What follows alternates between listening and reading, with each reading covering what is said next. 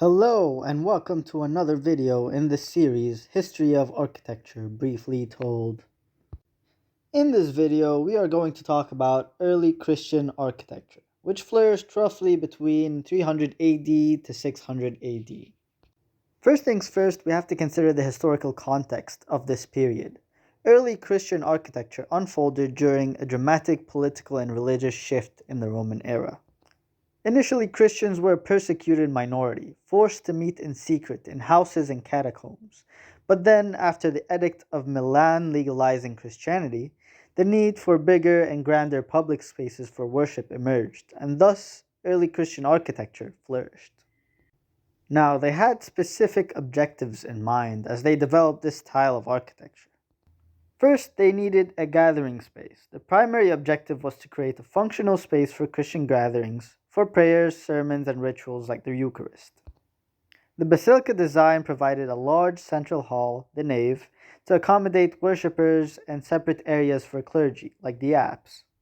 Secondly, they wanted more than practicality. They wanted visual representation to express their faith and identity. So they made use of mosaic and other artistic elements to depict symbols, icons, and biblical stories.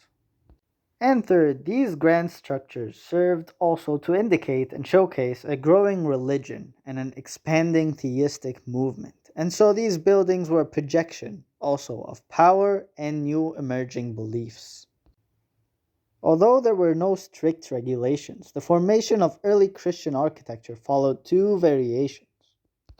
The first and most prominent plan formation was the basilica style. This was adapted from the Roman basilica, a large rectangular hall used for public affairs. It had the simple form of a large central hall, the nave, flanked with two aisles on the side, and ending with an apse or an altar area.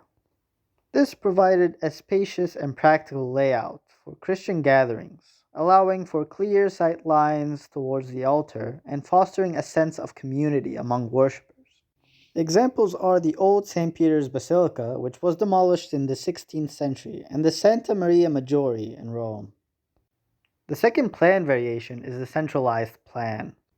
It was a circular or polygonal structure with an emphasis on a central space, often topped by a dome. Possibly also influenced by Roman mausoleums and Eastern architectural styles. Examples are the Santa Costanza and the Church of the Holy Sepulchre in Jerusalem, though significantly modified over time. Here you can see how these two plan formations look like. On the left you can see the plan for Old St. Peter's Basilica, and on the right you can see a very old blueprint of the Church of the Holy Sepulchre in Jerusalem.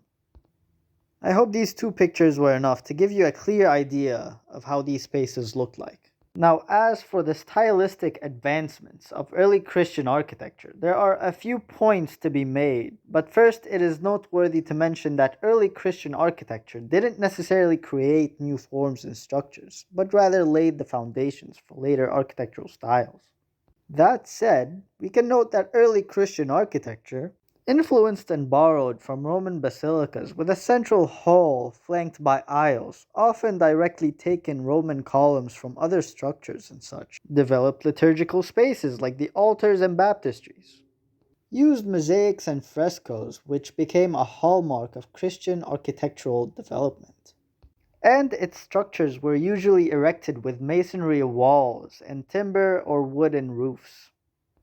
And here we are brought back to the old St. Peter's Basilica, which is the best example of early Christian architecture. As you can see in the picture, there was a clear program or hierarchy of spaces, with the narthex at the entrance of the main building, leading to the nave, with the two aisles on either side. We can also note the clerestory windows, the transept, and the apse, which will show up again in later architectural styles.